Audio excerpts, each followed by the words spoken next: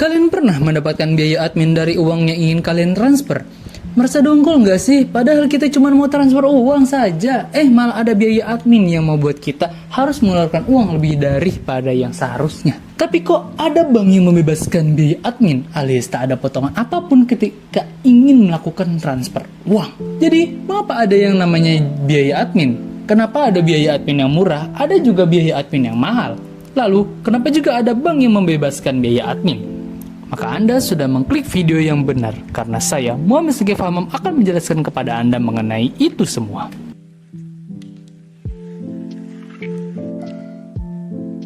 Pertama kita harus mengerti dulu apa itu transfer uang. Transfer antar bank adalah proses pemindahan sejumlah dana dari rekening satu bank ke rekening bank lainnya yang berbeda. Ini merupakan salah satu layanan perbankan yang paling sering digunakan untuk berbagai keperluan, mulai dari pembayaran sehari-hari hingga transaksi bisnis dalam jumlah yang sangat amat besar.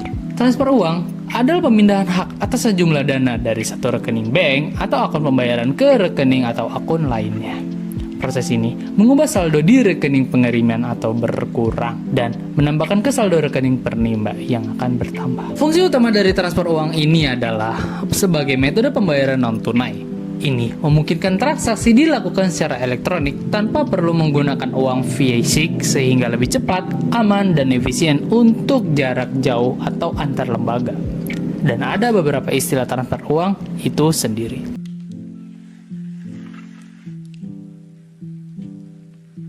Pertama ada transfer intrabank atau transfer ke sesama bank, seperti transfer dari rekening A ke rekening A lainnya. Kedua ada transfer intrabank atau transfer antar bank yang dimana kita mentransferkan uang dari rekening A ke rekening B. Selanjutnya ada jenis-jenis yang membedakan biaya admin daripada sebuah transfer. Perbedaan biaya administrasi atau biaya admin untuk transfer antar bank sangatlah wajar terjadi. Perbedaan ini utamanya disebabkan oleh sistem atau infrastruktur yang digunakan untuk memindahkan dana dari satu tempat ke tempat lainnya, serta kebijakan komersial dari masing-masing bank. Maka dari itu, biaya admin terkadang berbeda-beda.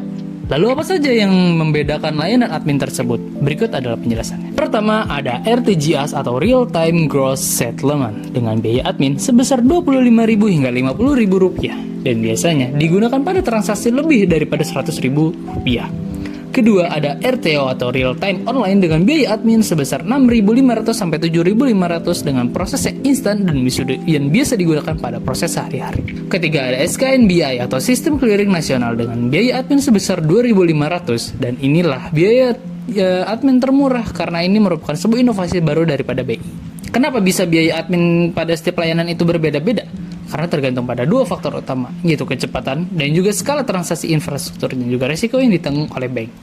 Yang mana artinya, setiap layanan yang ada haruslah disesuaikan dengan tujuan serta nominal yang ingin ditransferkan.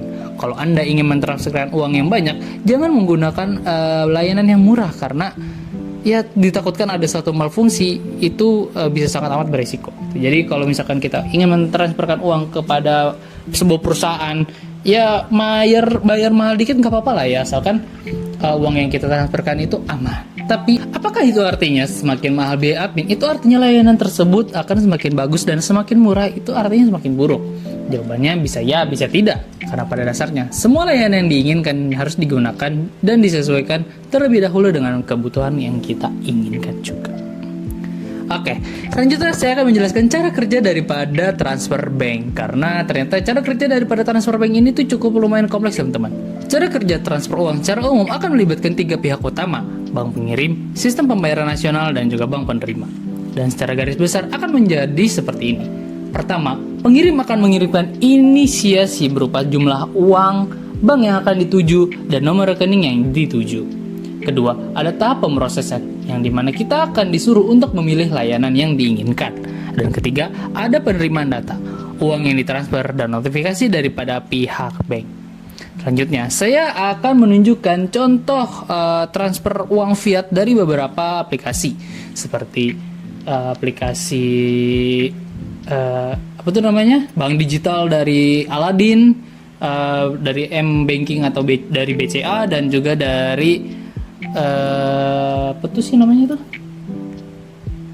e-commerce ya, pokoknya dari Dana lah ya. Nanti saya kasih unjuk ke kalian tuh gimana proses tahapan dan juga cara untuk transfer daripada 3 aplikasi tersebut gitu.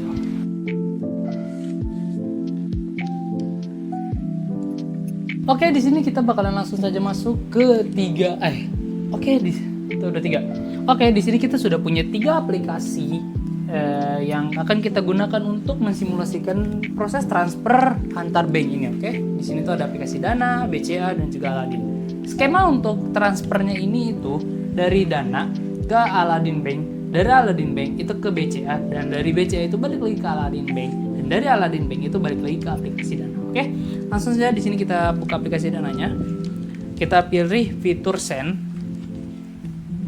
dan di sini kita akan memilih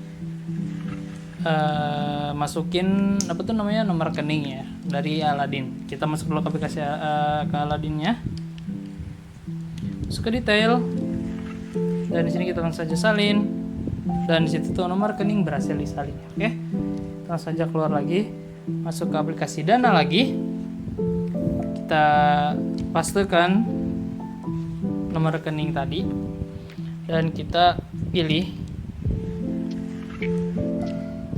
close di sini, dan kita pilih Aladin Bank. Sini aja.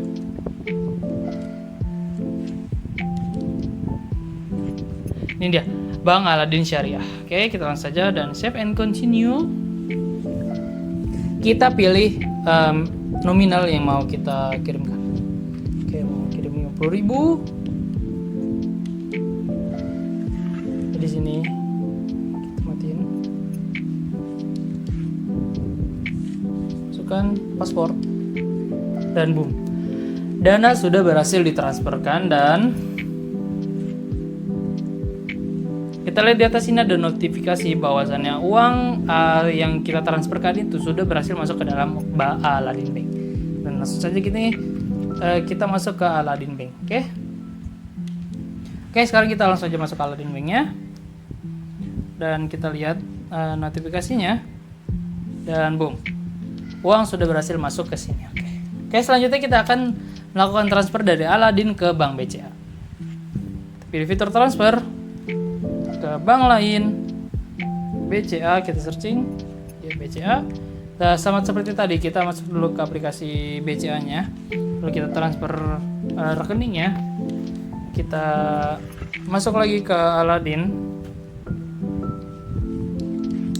kita masukkan nomor rekening tadi yang sudah kita pilih, kita cek rekening, dan boom, di sini tuh sudah langsung terlihat ya detail daripada bank yang mau kita kirim gitu. Kita langsung aja ya lanjutkan, kita pilih nominalnya.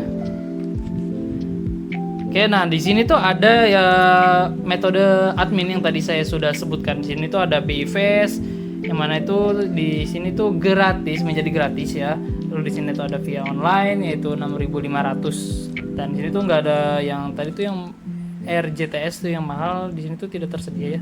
Mungkin nanti tuh akan tersedia. Oke, di sini tuh ada tujuan transfer itu kita bisa milih transfer dana, pembelian, investasi, dan juga yang lainnya gitu. Kita terus saja transfer dana. Kita bisa juga mengetikkan catatan. Nah, ini kita lanjutkan. Transfer sekarang. Masukkan PIN.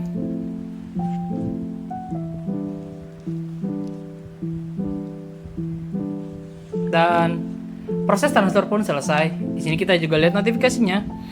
Di BCA itu sudah ada notifikasi lagi bahwasannya ada dana yang masuk. Sekarang kita langsung saja masuk ke My BCA. Bentar, kita close dulu yang tadi. Oke. Langsung saja masuk ke My BCA. Oke, kita sudah masuk di bank BCA-nya, dan di sini kita langsung saja menggunakan fitur transfernya lagi. Klik transfer bank lain. Kita tadi masuk BCA, cari tujuan transfer, pastekan transfer ke tujuan baru karena kita belum pernah transaksi ke sini. Pilih Aladin Syariah. Oke, kita pastekan lagi, lanjutkan, dan di sini, nah di sini dia, kita bisa langsung saja masukkan nominalnya. Itu tadi tuh 50.000. Kita juga bisa pilih di sini. Nah, di sini tuh baru ya lebih lengkap. Ada BI Fast yang tadi itu ada itu 10.000, terus real time online. Terus ada LLG, ada RTGS juga di sini ada ya. Oke. Di sini kita langsung saja milih yang paling murah yaitu BI Fast. Oke. Nominal 50.000 udah ke sini, oke. Dan kita langsung saja sekarang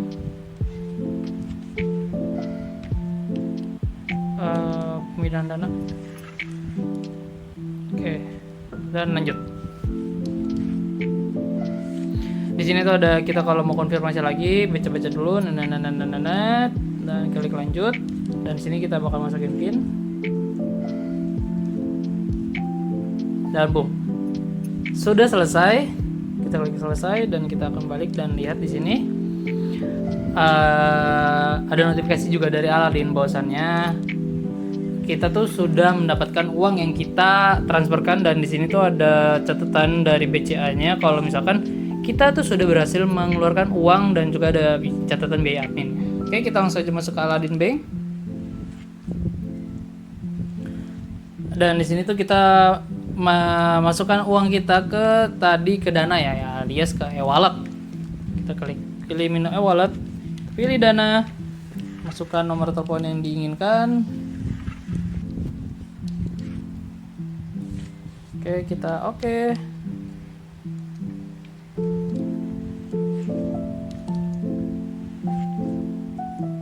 Kita pilih nominalnya, lanjutkan. Di sini tuh ada biaya adminnya sekitar 2.000. Kita lanjutkan saja. Bayar, masukkan PIN.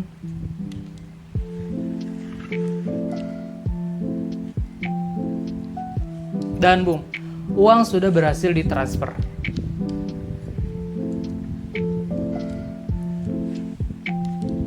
Oke, begitulah sedikit demonstrasi singkat daripada apa tuh namanya, transfer uang. Kita sudah transfer uang dari e-wallet ke bank digital, dari bank digital kita transferkan ke bank konvensional yaitu bank BCA, dari BCA kita transferkan lagi ke bank digital lagi, dari bank digital lagi kita transferkan lagi ke e-wallet.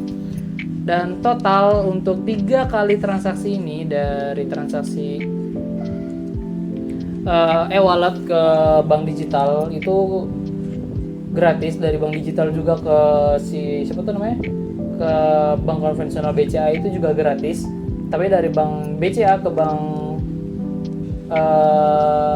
bank digital Aladin itu berbayar karena kita menggunakan layanan BI Fast, jadi jelas harus bayar. Terus juga dari Aladin ke e-wallet itu harus bayar karena yaitu tadi. Dan oh ya, setahu saya juga ketika kita ingin menggunakan fitur tadi, kenapa ada yang bayar, kenapa ada yang gratis? Kalau di Dana itu ada yang namanya limit. Jadi di Dana itu kita bisa dikasih limit sebanyak 10 kali dalam 1 bulan.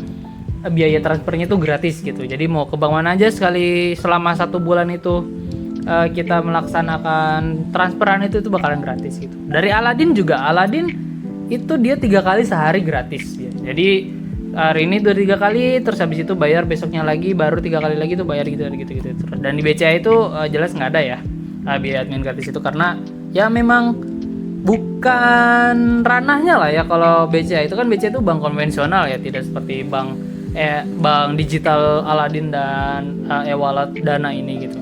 Jadi jelas di bank BCA itu bakalan ada biaya admin yang lebih lagi gitu daripada 2 aplikasi sebelumnya. Oke, mungkin itu saja demonstrasi singkat daripada saya. Selanjutnya kita masuk kepada kesimpulan.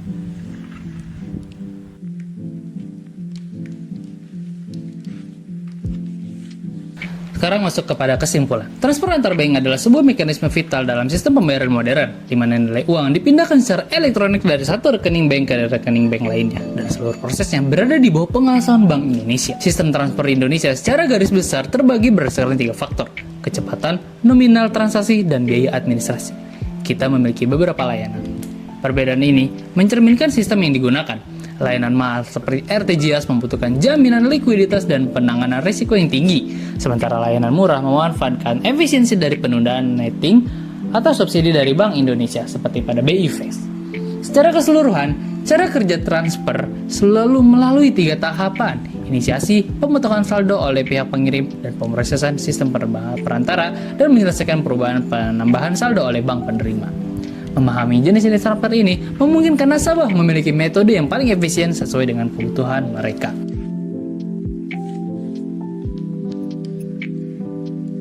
Sebagai penutup, itu dia penjelasan saya mengenai transfer uang fiat yang ternyata lebih kompleks daripada yang kita duga. Saya Muhammad Syakif Hamam, seseorang yang masih belajar dan ingin terus berkembang. Dan jika ada salah kata dan kekurangan saya salah menjelaskan, saya mohon maaf yang sebesar-besarnya. Terima kasih dan nos famous.